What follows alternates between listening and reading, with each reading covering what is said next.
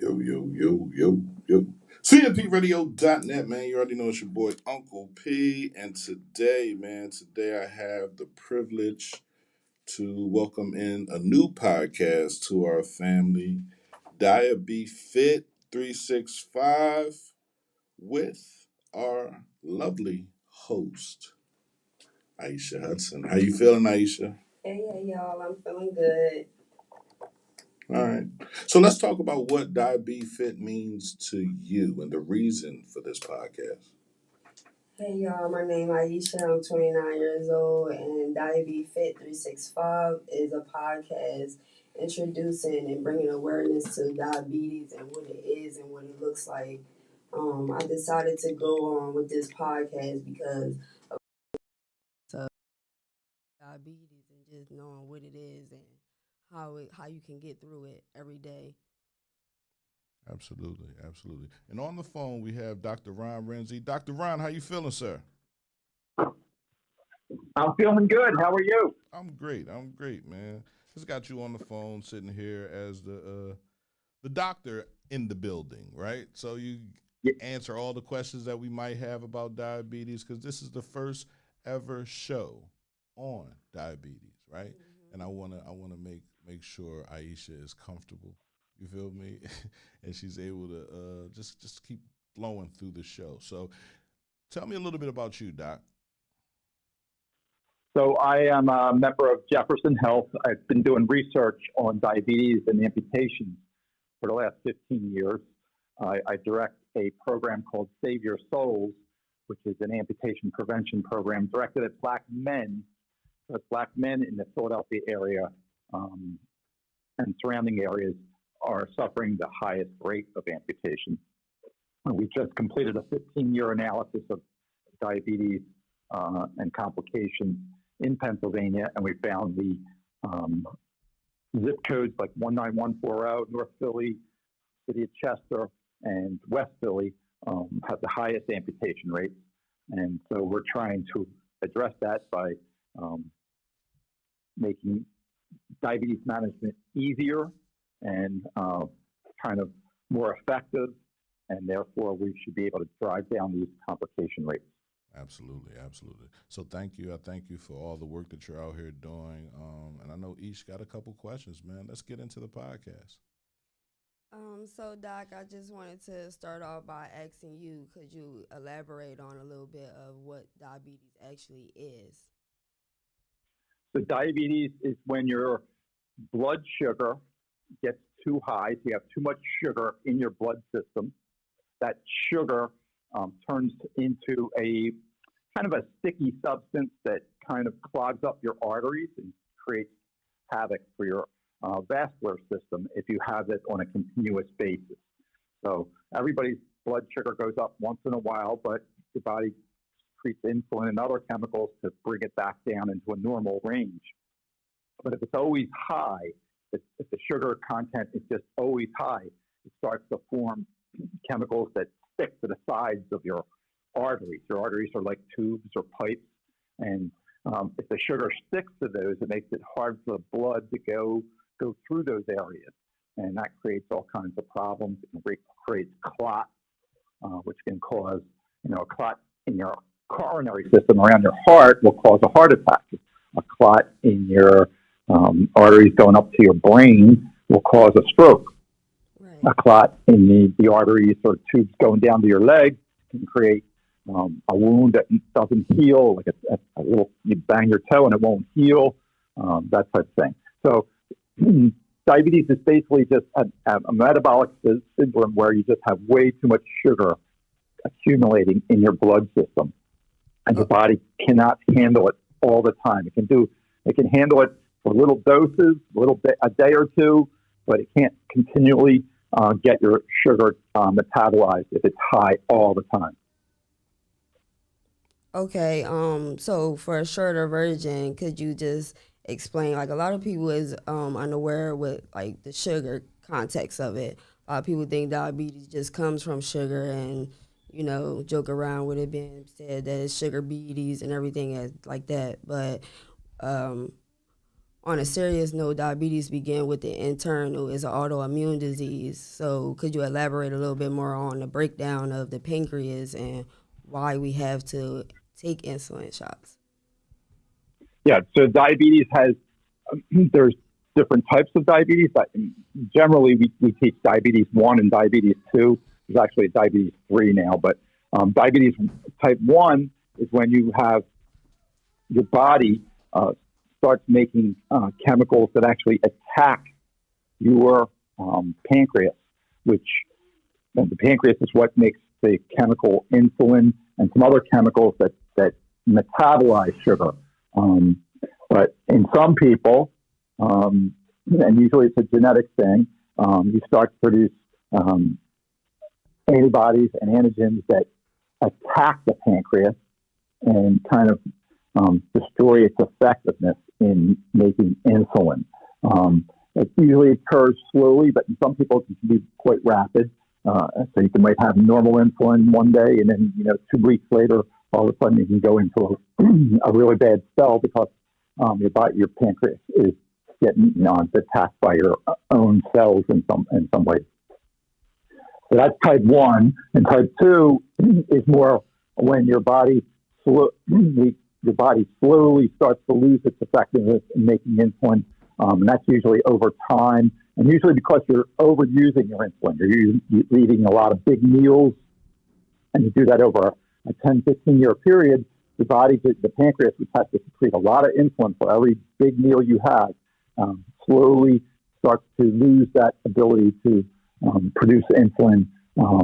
Just like anything else, it wears out after a while. So if you're constantly eating big meals, your pancreas after a while just gets tired of doing that and starts doing less and less, and then you become what we call a type 2 diabetic. Okay, so do you know anything more about what the newer diagnosis of diabetes 3, I guess it's called the Moby diabetic? Could you elaborate on what that new finding is? I'm sorry, I didn't hear that. The new diabetes type 3, I believe it's called the Moby diabetic. Yeah, I'm really not an expert on that's so new. I try not to talk too much about that. That's the newest one, and Yeah. I've just been reading about it. I'm not really. I don't want to really act like I'm an expert on that because it's so new. I'm actually going to some classes in 2 months, so we're going to learn about that. That's how new it is. Right. Well, I have type 1 diabetes. I'm insulin dependent. I had it since a juvenile at 5 years old. So I'm just sharing my experience and being vulnerable enough to do that with you guys. And my experience was a lot different from how it is now in today's time. A lot of technology has grew a lot of things on diabetes, and when I had it, it wasn't that technical yet. So, like an insulin pump, there's many different products that you can use for diabetes. There's a Dexcom, an insulin pump, and those things can help manage diabetes a lot more than just using insulin shots. Could you elaborate on what those things are, Doc? Yeah. So yes, that's probably been the progress made in diabetes over the last 10 years are these continuous glucose monitors. They're little devices that can be inserted under your skin, or sometimes they just kind of stick to your skin real hard. They can test the blood sugar almost continuously. In the old days, we asked people to prick their fingers 4 or 5 times a day so that we could check their blood sugars. And that was, not obviously a difficult thing. If you're walking, you have to stop and prick your finger and put it on a little piece of paper and put it in a machine to check what your blood sugar is. These continuous glucose monitors are just wonderful things. They can do it all the time. They stick, like I said, sometimes they put a little kind of pin underneath your skin, and some of the newer ones, they just kind of stick really tightly to a body part like your thigh or something, and they can actually check your blood sugar while you're doing whatever you want to do. So they're a great advance in monitoring your blood sugar, and then if you can monitor your blood sugar, you can treat it as you need to, or the newer machines now, they actually secrete a little insulin based on what the blood sugar is. So they're actually just treating the blood sugar almost like your body would have done had you not had the type 1 diabetes. And so it acts almost like it's an artificial pancreas. It checks your blood sugar and it secretes a little insulin to reduce your blood sugar if need be. So this is a tremendous advance. And yes, it's only been over maybe the last 10 years that these things have become much more common and much more effective. Sometimes they are difficult to get. Your insurance, some insurance companies are still, don't want to pay for the newer ones because they're a little bit on the expensive side. But they are a great advance in treating and preventing complications of diabetes. Okay, that's right. Yeah, I believe so too. We'll tap in on that a little bit later in the other episodes, but I just wanted to explain a little bit about what those things were. So some of the early signs of diabetes is like urination, extreme urination, thirst, weakness, fatigue.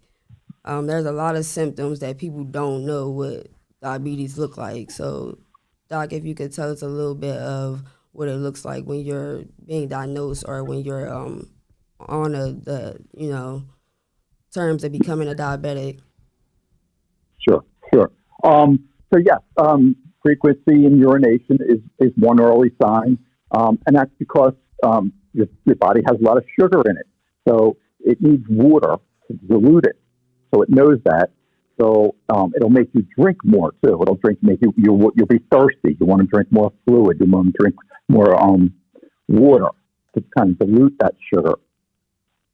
So frequent urination will follow that. So thirst, urination, they're early signs. If you're drinking a lot more, it seems like you have to drink water a lot more. You have to drink almost any fluid a lot more. You feel like you have to drink more. So that's an early sign. And then you're going to the bathroom a lot because you're drinking a lot. And those are really early signs. I started my career as a podiatrist, and an early sign is just kind of a numbness in your feet. You start to get a numb kind of tingly feeling in the bottom of your feet. That's an early sign of neuropathy, and that's an early sign of diabetes. Your nails, your toenails and your fingernails get a little tiny yellow tint to them, just a little bit, very subtle, but that's an early sign of diabetes. When your toenails start to change or your fingernails start to change, that can be a sign of diabetes too. So they're real early signs, but they're important to spot them as early as you can. And then today, every time you get a blood test from a medical doctor, he's checking your blood sugar. So you should have that. You should have blood work starting at the age of 40. Get your blood work done. They will check your blood sugar automatically, and they can test your A1C, which is the 3-month average of your blood sugar. So if you have it done today, it would tell you what the previous 3 months the average of what your blood sugar was for the previous 3 months. So very early signs, but today we try to check everybody starting at 40, so we make sure we diagnose people early, because most type 2 diabetes develops after the age of 40. But again, type 1 would be different. It would not be something that started later. It usually happens very early because it's a genetic change, a genetic discrepancy in your genes that doesn't allow your pancreas to survive very long. So that would come earlier, but that you have to kind of rely on symptoms. Right. So I had diabetes since I was 5 years old. That's been 24 years of the journey of me living with it. Some of the complications that I've endured from having my diabetes is diabetic retinopathy, which is detachment of my vessels in the back of my eyes, and neuropathy, which caused numbness and tingling to your legs, feet, toes, and just some stomach nerve issues. So I just wanted to elaborate on what like the outcomes of having diabetes when it's not controlled, what can it cause, and the signs that people should be aware of when it comes to that. Yes. So eye problems are probably the earliest sign, right? So Yep. this very tiny blood vessels that bring blood to your eye and allow it to be normal and function well are very, very tiny. So when the eye doctor looks into your eyes, he can actually look at those little tiny blood vessels and see if they're bright red, which is normal. If they're not as bright red, he knows that they're starting to get clogged up or changed in some way, and usually that is a sign of diabetes, and that's a very early sign. That's why we need to have people get eye exams every 2 years. What most eye doctors say, everybody should be getting an eye exam every 2 years so that they can see the health of your eye, and that's by looking into your eye, you can actually diagnose diabetes very early. So that's a really good thing to do, is to get an eye exam every 2 years so that they can spot retinopathy, which is a very severe and very common in diabetics. So that's one thing. And then the other complications that start to come early, again, yes, the numbness in your feet, you start to get numb, and that can lead to problems. People start to fall, people bang their toe and don't even feel it, and then they get they don't take care of it, and it gets infected, and that type of thing, so that can lead to problems. There are simple things that happen. There are typical things that happen, but also your kidneys. Diabetes has a very serious effect on your kidneys. Yeah. The blood flow into your kidneys is clogged up. Your kidneys don't get enough blood. They actually start to shrink. The kidneys can actually shrink, and then they don't filter the blood as well because they're smaller.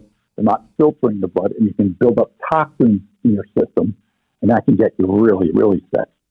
So those are the most common complications. Later on, if you have diabetes for a long time, coronary disease, the arteries in your heart start to get clogged up because they're real small, and then you can start to develop decreased heart function, and that can lead to obviously serious complications too. So diabetes affects the entire vascular system, so that you can affect almost every organ of your body, and it does it very slowly, very subtly. Doesn't give you flashing red light syndrome. It doesn't kind of cause a lot of discomfort right away. It's a very subtle, slow symptoms that can develop over time. And that's why you have to have periodic exams. You have to get your blood sugar checked. You have to get an eye exam. The doctors can see if your the arteries in your eye are in normal in color and not starting to change. It's something they can notice very early. So they're the most common things, but they all are very serious. So you have to get them checked.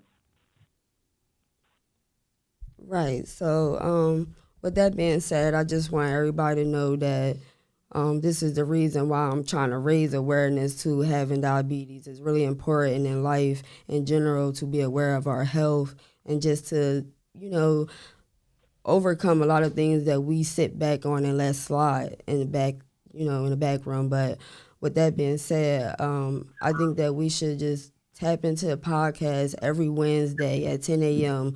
just so that you can hear and understand what it's like to live with diabetes. We have doctors on here. We have guests coming in to speak on real life experience. I'll be vulnerable enough to speak on my real life experience, and I just believe that it'll raise awareness, and a lot of people will relate in a lot of different ways, no matter if it's other other health issues besides diabetes. We are here to spread that awareness. With focus, faith, and determination, we can get through it. And I just believe that diabetes, we can live long and strong with it as long as we tap into our health and just be mindful of our bodies. Like, that's all. So now I'm here, right? I'm a person that has been diagnosed pre-diabetic, right? So I don't really have, I want to say, all of the things that you can say diabetes, right? But there are 3 different types of diabetes, or are there more than that? That's just 3. Right. So you got type 1, Type 2, and then type 3, and which type is 3, the newest version right? of it. And then you have gestational. Yes, Right. which So- you get when you're pregnant. Right. So if you get diabetes when you're pregnant, is that something you can pass on to your child, or? And that's either one of you can answer that question. From my understanding, I don't believe that you can pass it on to your child with gestational diabetes, but I do know that if you don't take care of it while you have gestational diabetes, you can continue to have diabetes after your pregnancy. Okay. Doc? Yes, Aisha, that's right. It doesn't pass on to your child, but if you don't take care of it while you have it, it'll persist. Whereas if you take care of it, then you usually can get it to go away. It's not a lifelong thing, but it has to be diagnosed early in the pregnancy, hopefully, and addressed fairly quickly. But you won't pass it on to your child. Okay. So what are some of the biggest misconceptions people have about diabetes? Isha, I want you to answer this question first, right? Being someone that had it since you were 5 years old, right? Mm-hmm. Give me a few of the biggest misconceptions that you have or had about diabetes. Okay. Some of the misconceptions that I'm aware of is just like people being ignorant towards the situation and thinking that it's just caused by sugar. Diabetes is an autoimmune disease. So you can get diabetes from having a cold, being sick of some nature, and you can get diabetes. It could be hereditary. You don't have to be obese to get diabetes. It could be a really healthy person that just all of a sudden gets diabetes. So I just think that when people just think of it, they think of sugar, and that's not the all roots of it. Okay. All right, Doc? Yes, that's very right. That's a great point, Aisha. You don't have to be overweight or kind of sedentary to get diabetes. You can be very thin and very active and still get diabetes. That's why it's important to start getting tested, get your blood work tested, be aware of any symptoms, get your eyes examined, because it is a very subtle, sneaky, a lot of doctors refer to it as a sneaky disease. It doesn't present a lot of big warning systems. You have to be aware of it and you have to get tested because it can cause problems and sneak up on you very quickly. It doesn't have to be, overweight. Typically, in type 2, a lot of people do develop a lot of belly fat. And that is typically what they teach the medical students to look for. But you can be very thin, eating all the right things, and still become diabetic. So it's if both your parents had it, most likely you have a predisposition to it. Then you can be thin. You still have to get tested every once in a while and check to see if you have it. How important is diet when it comes to managing diabetes? I think diet is very important when it comes to managing diabetes, just because eating clean is really important. A lot of the added sugars and natural sugars that they say is in the foods that we buy is not good for us. Like just sticking with a lot of protein is really good for diabetics, and just staying up on fruits and vegetables and keeping all of the processed foods and fatty foods out of our system. I think that's the best way to go when it comes to dieting for diabetes. Doc? Yes, diet is essential into preventing pre-diabetics to going to being diabetic. But diet is essential for that, and it's also essential to management. If you have diabetes, what you eat and management of your diet is going to be essential to controlling that diabetes. Almost, the most common food in our society is carbohydrates, and the carbohydrates do turn into sugar in your system. And so if you keep if you're eating a lot, and you're eating a lot of carbohydrates, you're going to put a tremendous load on your body trying to manage that high sugar content, and it gets harder and harder. So the way we help our bodies is to control the amount of sugar, the amount of carbohydrates that get into our system. And if you do that, you can control your diabetes to some degree. It's much harder for a type 1 than a type 2, but type 2, or 90% of the diabetics in the U.S. are type 2. So you can control it by controlling your diet. And if you're pre-diabetic, you can prevent yourself from going to be diabetic by cutting back on your carbohydrates and your sugars, and maybe burning off a little more of that sugar with the exercise and things like that. And there are many diabetics who do not, pre-diabetics who do not go on to be diabetic by managing their diet. So it's really important to get diagnosed early. And if they tell you you're pre-diabetic, you change your diet and you don't become diabetic. Yeah, so I had to change my diet. But I didn't really listen too much, so now I got to get back on it. People always hear exercise helps, right? But can you explain how movement really impacts blood sugar? So, like exercising is really big importance in having diabetes, because staying active is just good for the body overall. Like circulation is a big thing for diabetes, and so keeping your body moving and staying active prevents you from having those issues in the long run. Just moving your body in general keeps everything going. So I think that's just why it's important to stay moving and stay active when it comes to diabetes. Doc?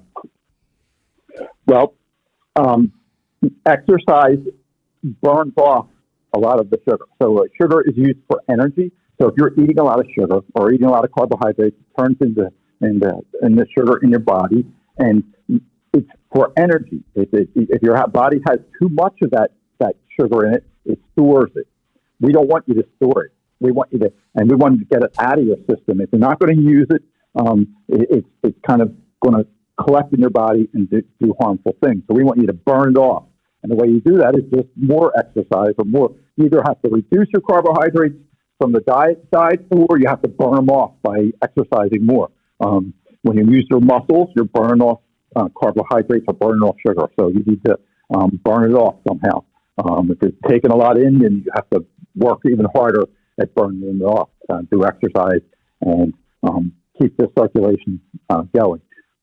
Plumbers are quite aware that slow-moving water through a pipe can become clogged. But if the circulation is always moving rapidly and you're exercising all the time, you're active all the time, you can't get clots. You can't get a backup in your system because it's flowing all the time. It's moving. It's almost like a full circle.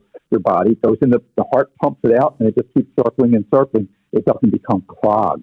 If you're sitting around a lot and you got a lot of sugar in there, and then the flow goes slower and slower, and then after a while it can clog up somewhere.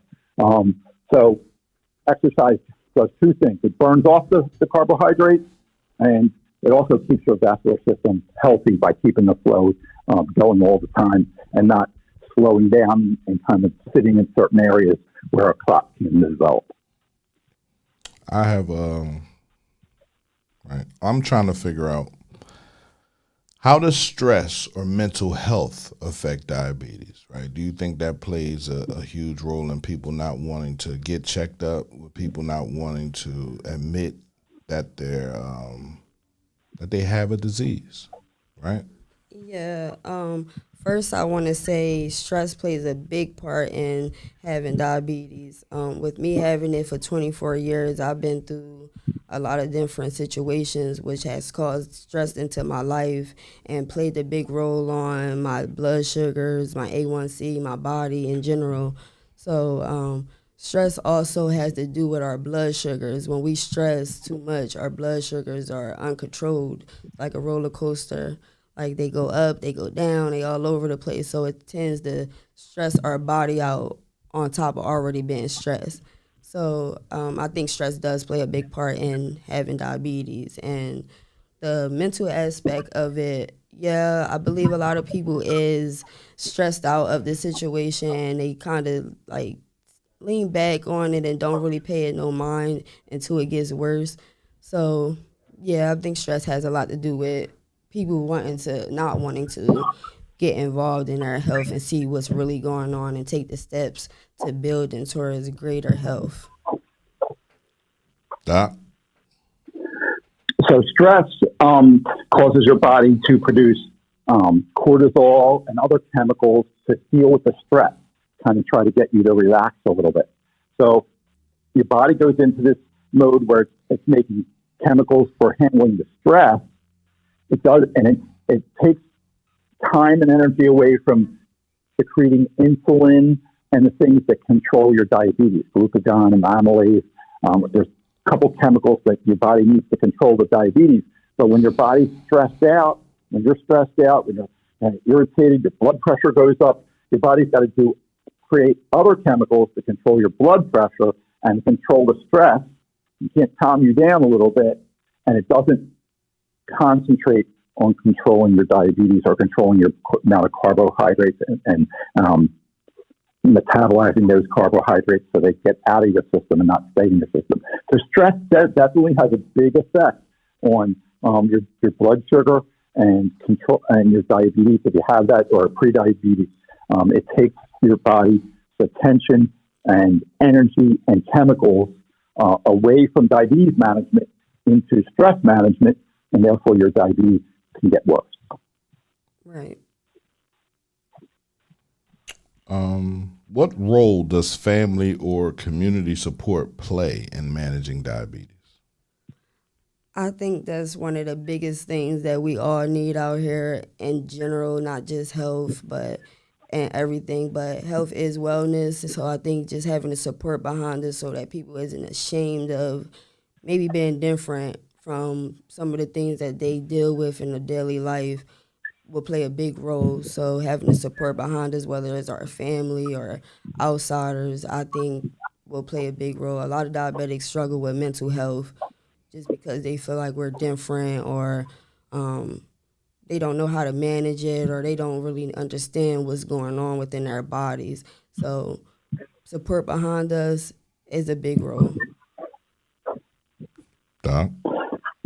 Yes, families are essential to good health in general, right? They help you manage that stress. So families will help you handle the stress, so your body can concentrate on managing your carbohydrate intake. So that's really important. And then, families often have to kind of work with you. If you're diabetic, they have to go they're going to be sitting at the dinner table with you. Yep. They can't be big, having a soda right in front of you, and you're trying to take water, and they're drinking, Pepsis and things like that. So often the family has to kind of change with the person who's trying to manage his carbohydrates and his diabetes. So families are essential for that, and often still, for men, it's often the wives who are buying the food and cooking the food. So a lot of times it's the wife who really makes the changes that help manage your carbohydrate intake. So families are essential to good health, and we know that from a lot of different studies. People who have long-time partners live longer than people who are who's single for a long period of their life.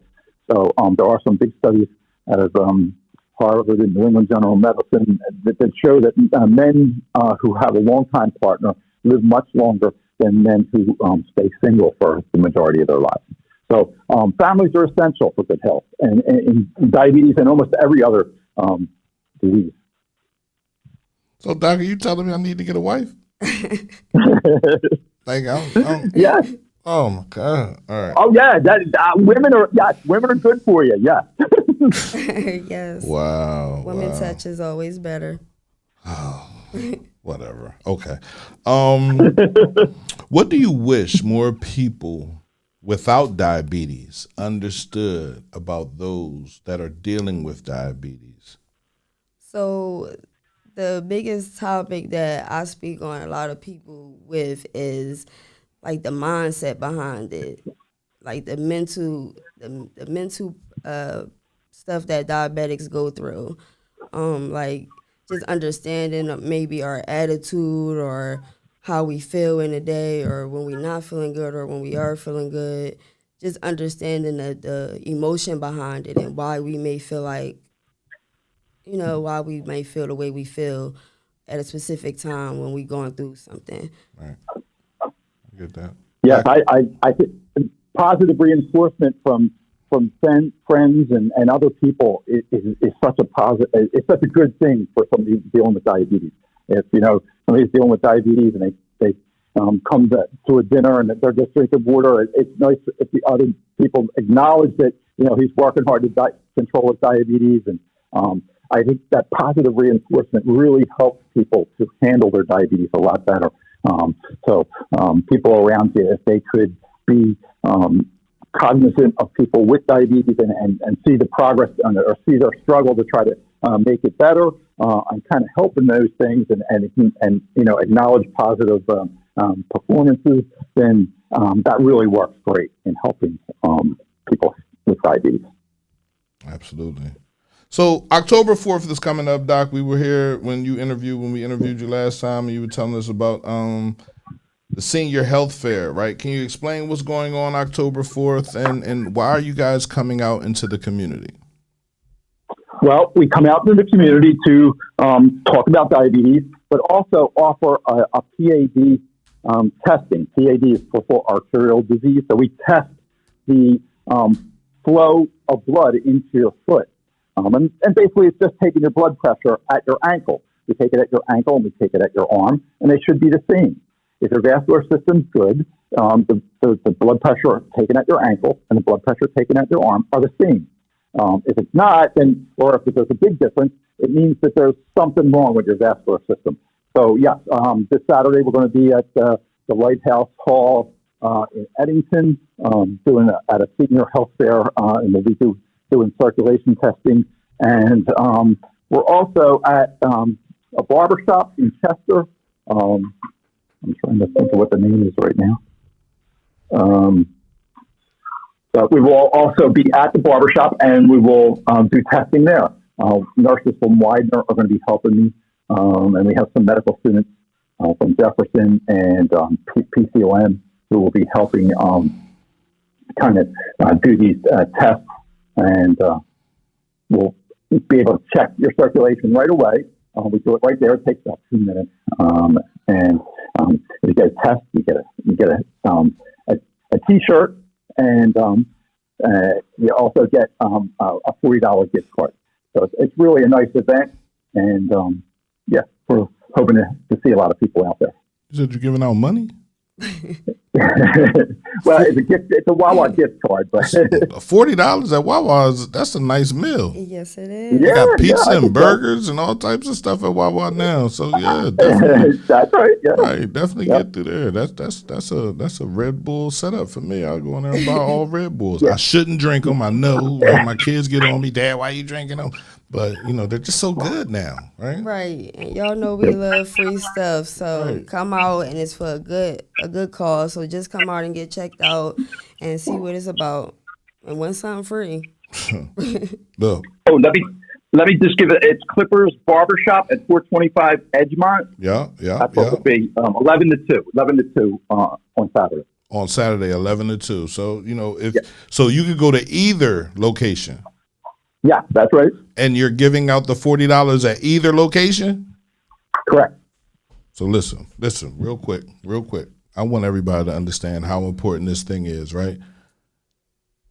Getting your blood pressure checked on your leg and your arm is extremely important. And by no means am I telling you just to come out and get the $40. But come out and get the $40, right? And get your blood pressure checked and know what you need to do to help yourself be healthy, right? This is important, man. I want to thank Dr. Rinzi for stopping through. I want to thank Aisha for putting this podcast together with me. And we can continue to talk about the things that affect our community, right? We can continue to talk about, we can have these conversations. And listen, we're going to get a little bit deeper, right? Next week, we got some guests coming through, Doc.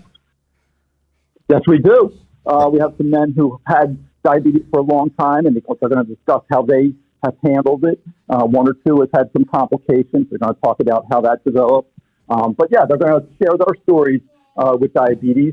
They're all from the Chester area. So yeah, we're going to talk about diabetes and in real life, and hopefully give people good ideas on how to prevent it and avoid it. Listen. Yes, I also have a guest coming out, also a young man who has diabetes for a long time, who would like to share his experience on living with it too. So I can't wait till that happens. And everybody should watch and see what's going on and how we feel behind the scenes, actually living with it. Definitely appreciate you, Ish. I am super proud of you. Thank you. For having the energy to come through here and do this. I know it's very difficult, right? It's very hard, right? Yeah. But you see, it's easy. So you thought it was a little bit more difficult than it was? Yeah, I'm good. It's not that hard, man. Dr. Ron Rinzi is a professional. This is what he does. He interviews, he talks on the phone about diabetes, getting people to understand how important it is to save your souls. Yes. Doc, I appreciate you coming through, man. I appreciate the phone call, man. Any way I can help out, you know I'm here. So that's what we're going to do, right? Chester Clippers, Saturday, 11 to 2. You get your blood pressure checked on your arm and your leg. You get a $40, not 10, not 15, not 25, $40. And you really don't hear about people giving out $40 gift cards anywhere, right? Come through, get your gift card, and then understand where your blood pressure and your diabetes, where it's at, right? Right. You can also ask any questions that you gotta ask, and just come out and see what it's like to just get help and see what it's like to have your blood pressure checked and just see what's going on with your body.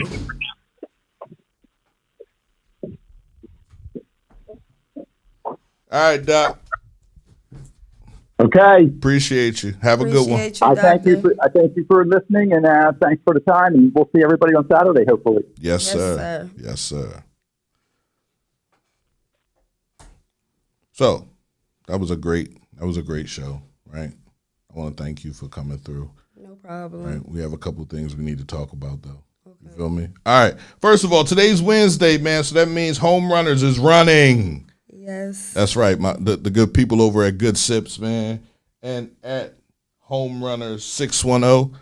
Listen, this is a great event, right? To help you if you have trouble, right, with diabetes. Even if you don't have trouble, just to get up and get active. Yeah. Right? Get moving. The brothers that are in this community right now that are behind this health wellness situation, eating sea moss, eating fruit, eating smoothies, eating better. Right. I like to believe that we weren't created. When we were created, we weren't eating meat. You feel me? Right. Like, we were vegans. Right. And then, other people started eating meat. We realized it was so delicious and we just started eating it. But Home Runners is running today, man. Meetup time is 6:20. The run time is 6:45. The location is Chester Park. This is a free to everyone. Free event. A free event, right? Shout out to the good people over at Good Sips, man. My brother, man. How you feeling? Keep on doing this, man. I love when brothers come together for their community, put good things out there, put good movements out there, right? And continue to force you to understand that health is wealth. Right. Shout out to Good Sips. He been doing it for a while. He's been in the gym. He's really active. He's proactive on getting people to be aware of their bodies and their health as well. And also, he's a good person. So I believe everybody should go to the event, support, and just get more healthy, get entwined with your health. Absolutely. Ish, I thank you. I truly do. 45 minutes, not bad. First podcast. Thank y'all. CMPradio.net, man. You know it's your boy Uncle P, man. I am extremely excited for this podcast, for the growth of this podcast, for the growth of the host, Aisha Hudson. Listen, I'm behind her 110%. Whatever she need, I'm going to show up. And you know what happens when Uncle P show up? Accountability comes with it, right? So Yes. Let's go, man. CMPradio.net, man. This is Diabefit 365. I thank y'all for watching me today, and I hope that y'all stay tuned. Love and peace. Ish.